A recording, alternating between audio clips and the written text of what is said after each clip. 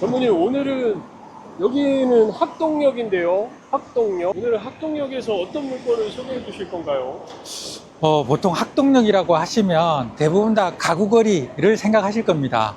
근데 최근 이렇게 학동역 주변을 이렇게 보시면 과거에 생각했던 그 가구거리가 아직도 남아 있지만 좀 힘이 빠지고 있는 상황이에요. 오히려 오피스로 좀 많이 바뀌고 있는데, 오늘도 이제 오피스 건물로 이렇게 보시면 참 괜찮은 건물이 하나 있어서 한번 소개를 한번 해드릴까 합니다.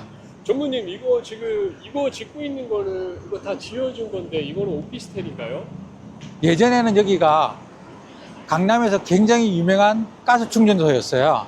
SK 가스 충전소였는데 그게 없어지고 이렇게 오피스텔로 지어졌습니다. 여기는 정말 그 새로운 건물과 오래된 건물이 함께 공존하는 곳 같아요. 저쪽에도 보면은 저것도 되게 오래돼 보이고 여기도 되게 오래돼 보이고, 그런데 여기가 특별히 이렇게 오래된 건물이 많은 이유가 있을까요? 실제로 이제 이 거리 자체가 생긴 지가 꽤 오래됐어요. 전통과 역사를 자랑하는 가구 거리인데, 요즘에 온라인 쇼핑이 워낙 발달하다 보니까 가구도 마찬가지로 이제 오프라인 매장들이 없어지는 그런 추세긴 한데, 예전부터 이제 이렇게 리테일이 많은 지역들은 크게 건물을 손볼 일이 별로 없어요. 어차피 내부에는 리테일 업체들이 다 인테리어를 하고 들어오는 상황이었고, 그리고 여기가 보시면 노선 상업이 끼지가 않았어요. 상업지가 아니고 3종 일반 주거지역입니다. 이렇게 넓은 도로인데도 불구하고 동서로는 3종 일반 주거지역이기 때문에, 어떻게 보면 3종 일반 주거지역이 용적률이 250%인데 높이 지을 수가 없는 상황이었죠. 이 동서남북 자체가 다 3종 일반 주거지역이기 때문에 다른 지역보다는 조금 더 높은 건물이 없어 보인다라고 생각하시면 될 것 같습니다. 그리고 오늘 소개시켜드리기 이전에 조금 안타까운 사연을 하나 소개를 하고 그쪽으로 넘어가도록 하겠습니다. 올라가 보시죠. 지금 뭐 이렇게 올라가 보시면 우체국이 있고요. 우체국 바로 옆에 이렇게 가림막을 해놓은 뭐 그런 건물이 있습니다. 공사 중일 때 흔히들 저렇게 가림막을 하는데, 저 건물이 조금 손실을 많이 본 건물이에요. 이렇게 어떻게 보면 신축의 위험성을 알려준다고나 할까요? 뭐 그런 건물인데, 신축의 위험성이라고 한다면 잘못 지었을 때의 위험성을 말씀하시는 건가요? 이게 부동산 개발 사업을 조금 쉽게 생각하는 경향들이 있어요. 그래서 뭐 아무것도 모르는 분들이 그냥 돈을 번다라고 생각을 하기 때문에 막 그냥 아무 생각 없이 뛰어들기도 하는데, 사실은 부동산 개발을 하는 거는 굉장히 위험하다는 게 뭐냐면, 이게 한 번 시작하면 멈출 수가 없어요. 그리고 이게 경기가 좋든 나쁘든 2년, 3년 동안 계속 지어야 되는 거예요. 근데 2, 3년 앞에 경기를 예측한다는 게 결코 쉬운 일은 아니거든요. 그래서 저 건물도 마찬가지세요. 저 건물도 2022년인가에 아마 매입을 하셨을 거예요.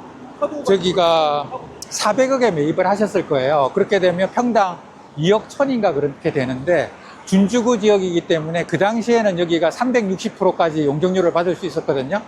그러다 보니까 다른 데보다 3종보다는 좀 좋으니까 2억 이상을 주고 매입을 하셨는데, 그 이후에 상황들이 되게 안 좋아졌어요. 물론 이 건물에 대한 사정도 안 좋아졌지만 하시는 사업에 대해서도 사실은 뭐 경기라는 게 계속 바뀔 수 있다 보니까, 그래서 이제 저거를 작년부터 매각을 진행했어요. 추석 이후로 이제 스톱이 됐다가 다시 재개가 됐는데, 그래서 작년에 그 공사가 중단되고 난 이후부터 계속 이제 매각을 시도했었는데, 당시에 들어갔던 원가를 따져보면 순수하게 토지 매입 비용이 400억, 거기다가 인허가 비용하고 공사까지 투입됐던 비용이 50억 정도에서 450억, 그 다음에 추가로 더 들어가야 될 게 약 40억에서 50억 정도. 그러니까 실제로 490억에서 500억 정도 돼야지 이제 준공이 나는 그런 상태였었어요. 그래서 이제 그 당시 저희가 제안했던 거는 400억에 매입을 하겠다라고 이제 의향을 준 적이 있는데, 그때 이제 건물주께서는 거절하셨죠. 그리고 시간이 지나서 얼마 전에 이제 매각이 됐는데, 매각 금액이 얼마냐면 거의 한 360억 정도 돼요.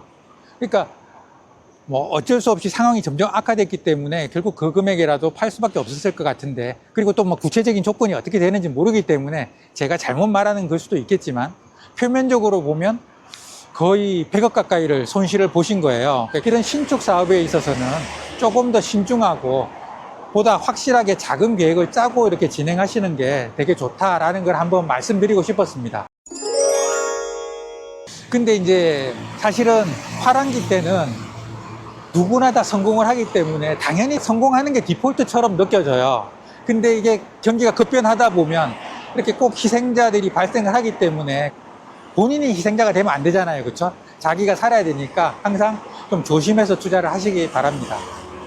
항상 투자에 있어서 그 조언을 아끼지 않는 컨설턴트를 만난다라는 것, 에이전트를 만난다라는 것도 복인 것 같아요. 근데 사실은 이게 지나고 나서 아는 것일 뿐이지 그 터널 안을 지나고 있을 때, 화랑기를 지나고 있을 때 만약에 제가 하지 마라 라고 얘기한다고 해서 안 할 사람은 아무도 없을 것 같아요.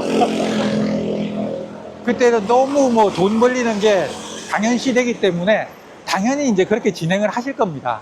근데도 제가 계속 말씀드리는 거는 그래도 좀 보수적으로 보시고 자금을 충분히 확보하시고 진행하셔야 나중에 이제 좀 탈이 없고 엑식 계획도 조금 더 정확하게 조금 보수적으로 그렇게 진행을 하시는 게 좋다라는 것을 말씀드리는 겁니다. 네, 전문님 그러면 지금 우리 오늘 볼 건물은 지금 이쪽인가요? 지금 뒷골목으로 가고 있기는 한데 네. 사실은 이제 대로변에서도 가시성이 좋은 건물입니다. 그래서 지금은 조금 빨리 가기 위해서 이제 이 길을 가고 있는 거고요. 네. 그래서 이 뒷길도 사실은 어떻게 보면 자재골목 같이 그런 거죠. 네, 이쪽에 자재상들이 되게 많으시더라고요. 네, 그거 보시면 요 길, 가게도 많고. 맞습니다. 그러니까 앞에는 대로변에는 뭐 가구, 요 뒤쪽은 다 건축 부자재들 이런 식으로 구성이 되어 있다고 보시면 될 것 같습니다. 그리고 전면에 보이는 요 건물도 네. 예전에는 웨딩홀이었어요. 네. 그리고 최근에 바이오 업체가 사서 사무실하고 연구실로 사용하기 위해서 지금 리뉴얼하는 중입니다. 와, 여기도 건물이 되게 크네요. 네. 리뉴얼하고 나면 엄청 멋있어질 것 같아요. 그래서 이제 점점 가구의 색깔이 약해지고 네. 이런 오피스가 확장해 오지 않나라는 생각을 하게 됩니다. 전문님, 여기 완전 대로변인데요? 완전 대로변입니다. 와, 이거 완전 대로변인데? 아, 그러면 오늘 소개해주신 물건이 이 근처에 있다는 얘기시죠? 예, 제가 오늘 소개해 드릴 건물은 제 뒤에 보이는 이 건물인데 오늘 오는 날이 장날이라고 옆 건물에 지금 자재가 올라가고 뭐 크레인이 와 있기 때문에 사실은 저쪽에서 찍기는 너무 위험해서 이쪽에서 찍고 있습니다.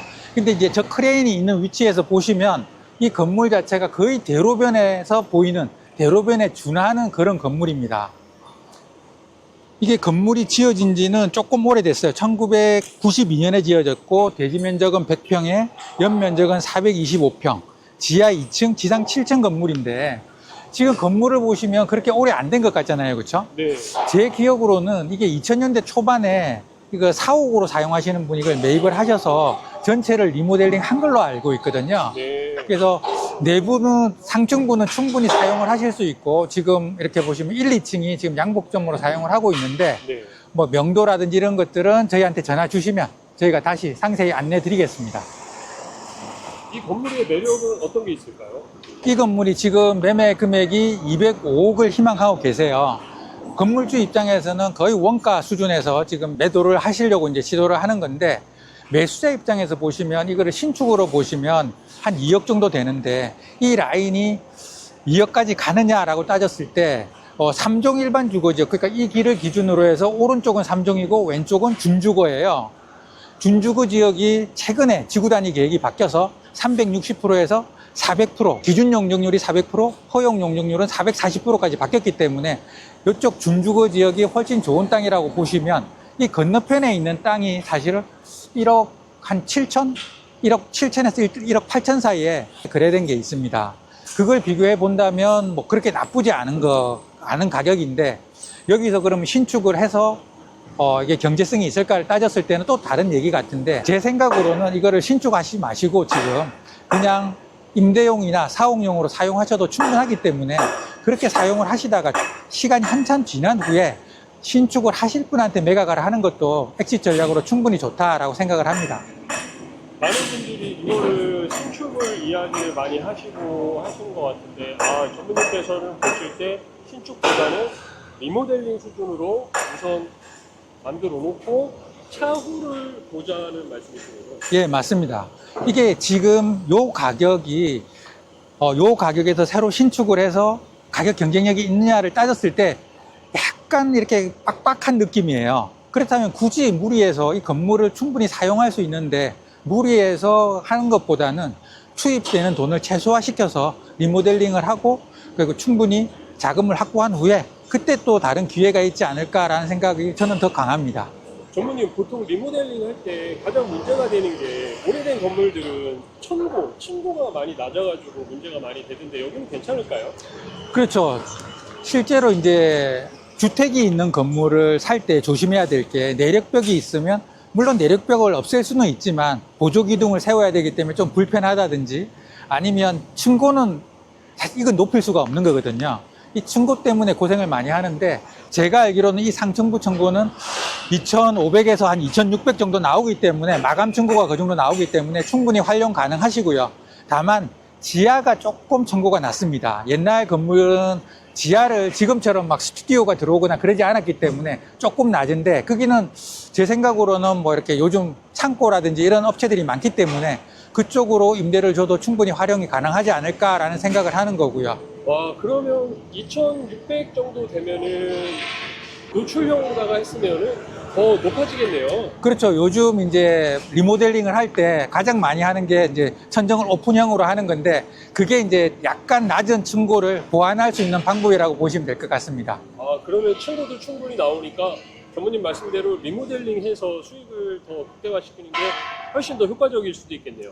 예, 제가 뭐 다른 분들은 어떤 생각을 가지고 하시는지 모르겠지만 제가 개인적으로 느끼기에는 사옥으로 들어와도 충분히 가시성을 확보할 수 있는 자리이기 때문에 예전에도 보시면 여기 뭐 LED라고 하는 뭐 이렇게 광고판을 붙여놨었어요.